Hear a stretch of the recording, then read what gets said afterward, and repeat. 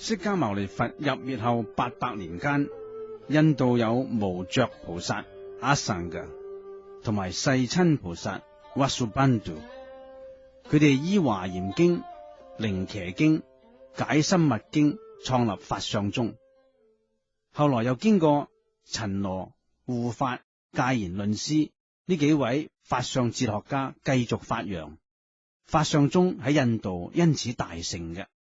法相宗嘅教義係在於三界唯心，萬法唯識，所以又叫做唯識宗。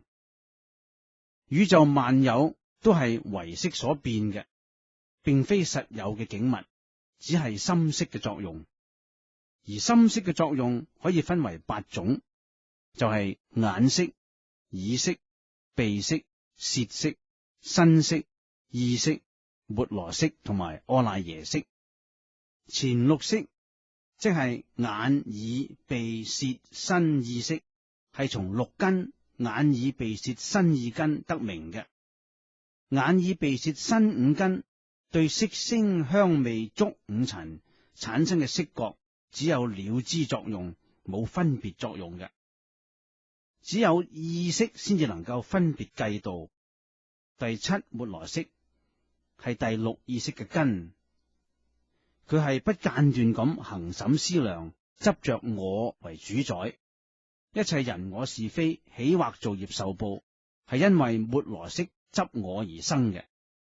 因為執我就會產生人境同我嘅相對立，視為法執啦。我執同法執係生死輪迴嘅根源。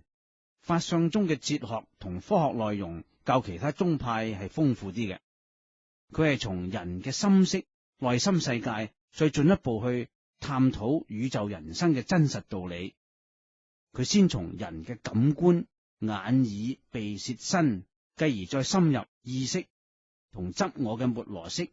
第7識末羅識執着第8識阿賴耶識為自我。咁呢個阿賴耶識係前7識嘅根本嚟嘅，一切色心諸法嘅種子嘅歸納處，即係話一切業力所寄託嘅地方就在於阿賴耶識。所以8識規矩頌裏邊講，受分持種根身器，去後來先作主功，不動地前才卸狀，金剛道後異屬空，大圓無垢同時發，普照十方塵剎中。投生六道嘅時候係阿賴耶識先到嘅，死後阿賴耶識係最後離開身體軀殼嘅。落地獄又係佢，成佛證悟又係佢。法相宗另一個要義呢係三自性。第一係遍計所執性，顯示眾生用妄心執着一切法。第二係依他起性，其實一切諸法無其自性，不過係因緣和合而生，分散而滅嘅。第三係圓成實性，當眾生遠離妄想分別，顯證諸法實相，就係圓成實性啦。各位，法相唯識宗博大精深，主要嘅文獻有解深密經、瑜伽師地論、攝大乘論、唯識30頌等。喺中國法相宗嘅主要始創人物係玄奘大師同埋窺基大師嘅。